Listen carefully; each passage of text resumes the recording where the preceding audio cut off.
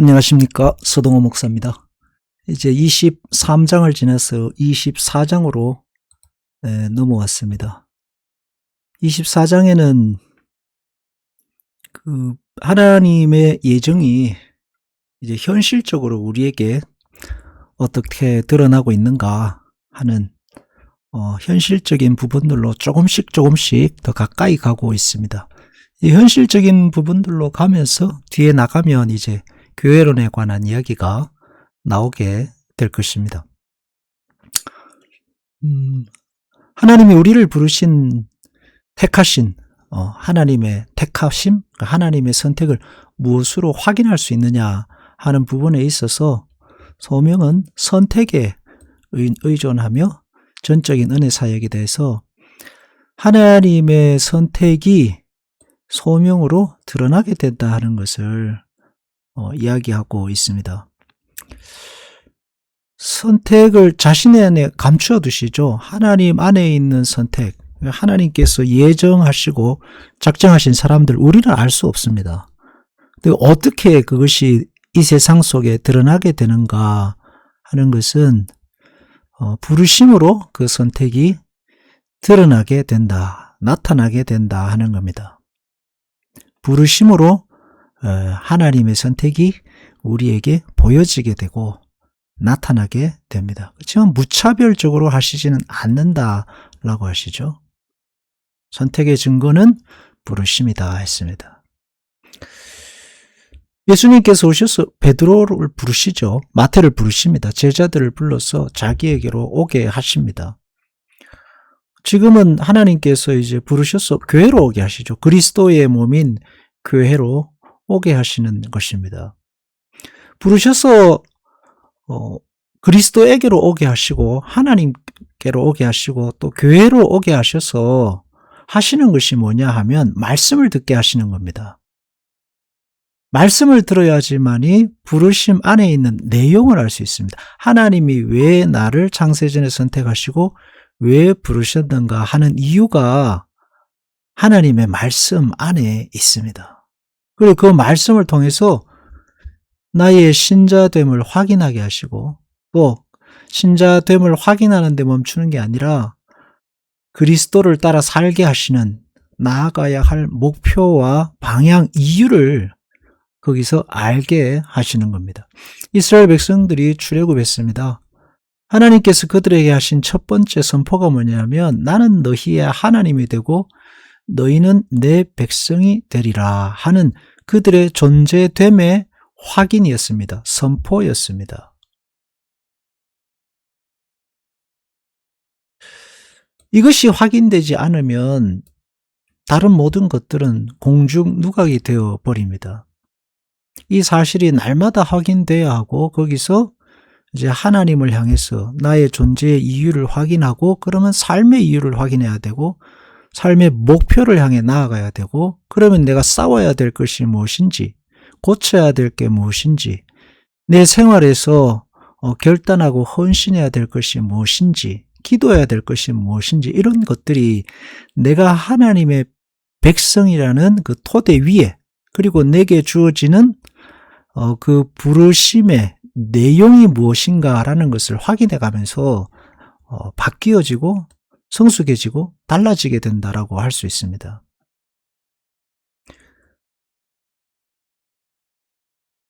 그 존재됨의 확인으로서 하나님께서 주신 결정적인 증거가 독생자 예수 그리스도이십니다.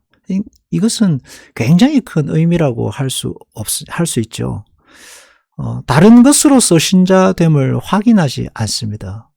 그리스도의 십자가의 죽으심과 부활로 신자는 신자됨을 확인해야 합니다. 왜냐하면 그것이 부르심의 본질이기 때문입니다.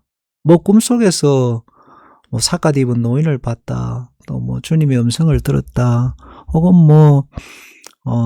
자는데 일어나 보니까 천국의 기와집이 있다. 이런 것들이 아니라 부르심의 본질은 그리스도의 십자가의 죽으심과 부활이고 그것이 나에게 부딪혀오는 그리스도의 십자가의 죽으심과 부활이 나에게 받아들여지는 것.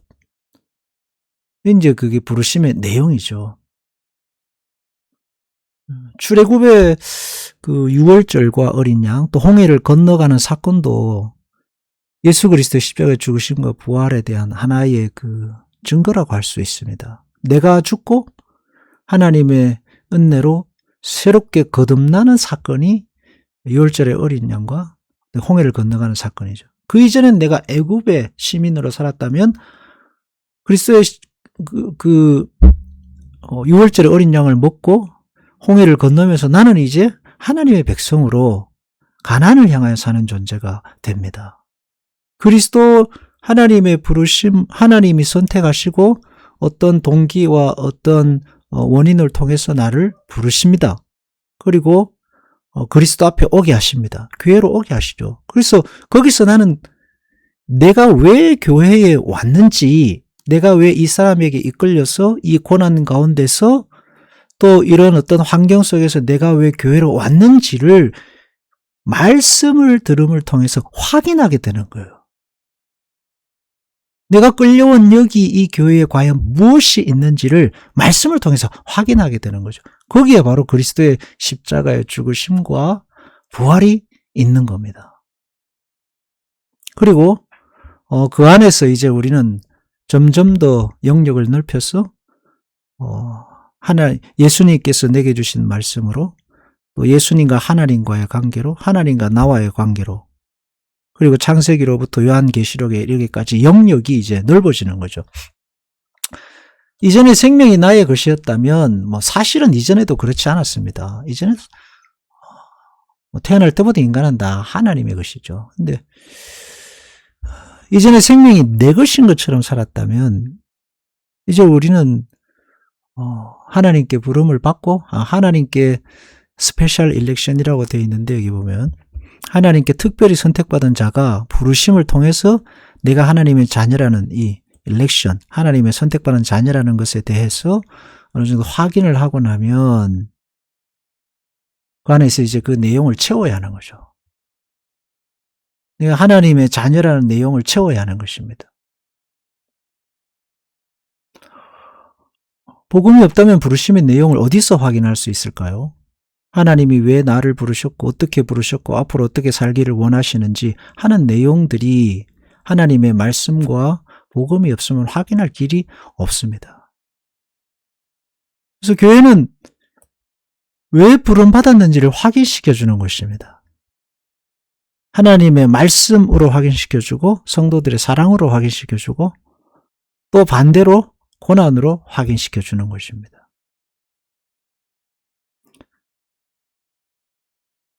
교회를 다니고 신앙생활을 하면서 하나님 말씀으로 확인을 하게 되면 고난이 찾아오죠.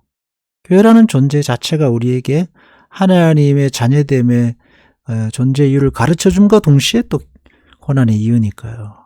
그래서 신자는 날마다 하나님이 나를 선택하시고 부르셔서 그 부르심의 내용을 채워가시는 이유를 날마다 듣고 우리는 채워야 됩니다. 그리고 교회는 그것을 선포해야 됩니다.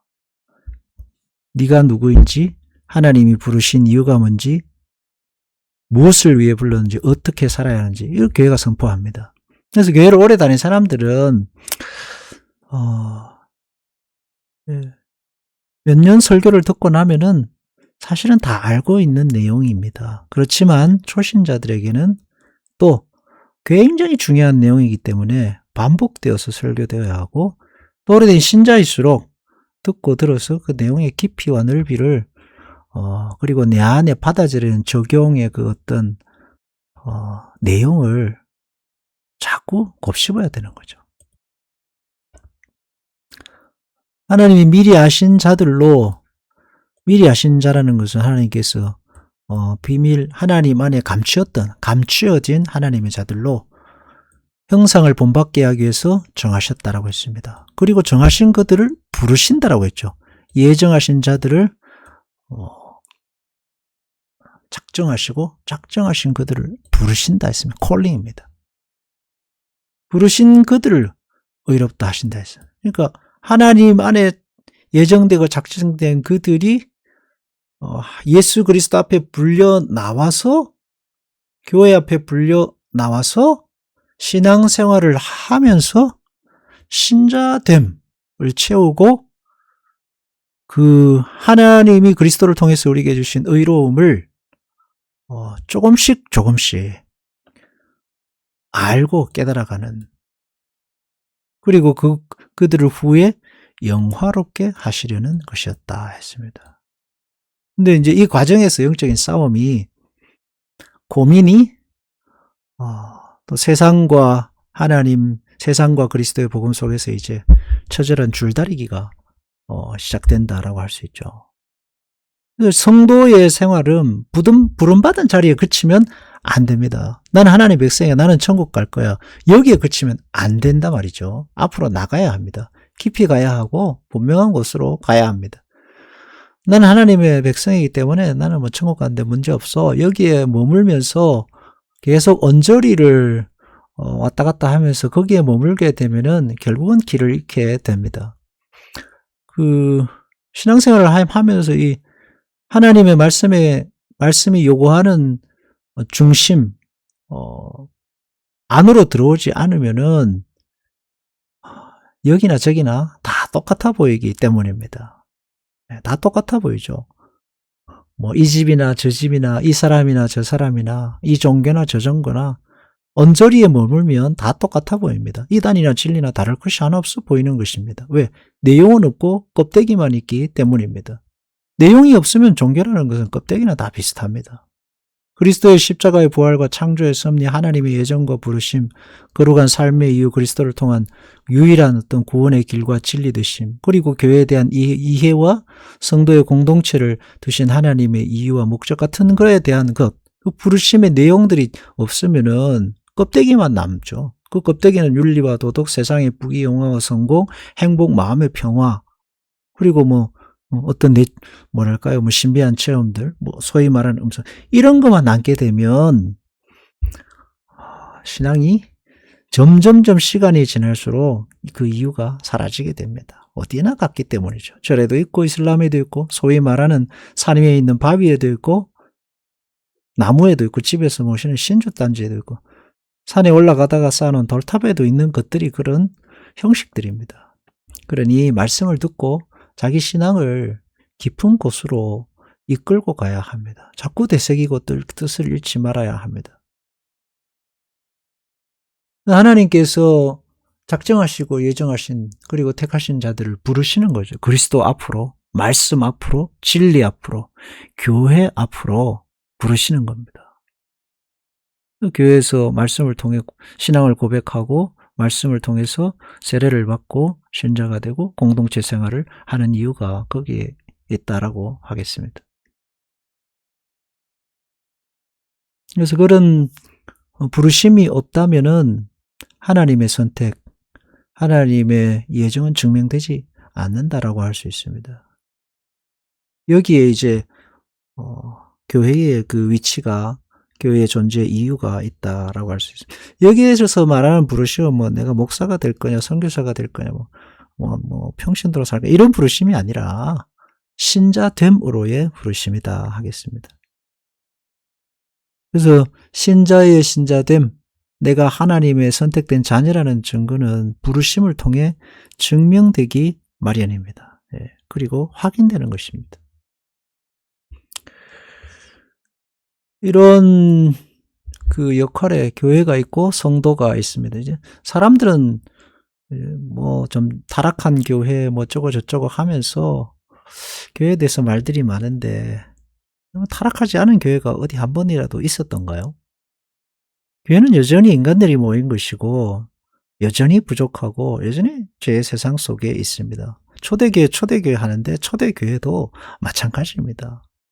구제하는 것으로 날마다 시끄러웠고 먹는 것으로 시끄럽고 선창식 하면 원전 사람들이 다 먹어버려가지고 왜 너희가 먼저 먹냐 하는 걸로 아주 유치한 것으로 언제나 교회는 그랬습니다.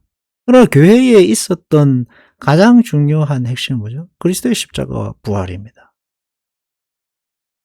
그리스도의 십자가와 부활이죠.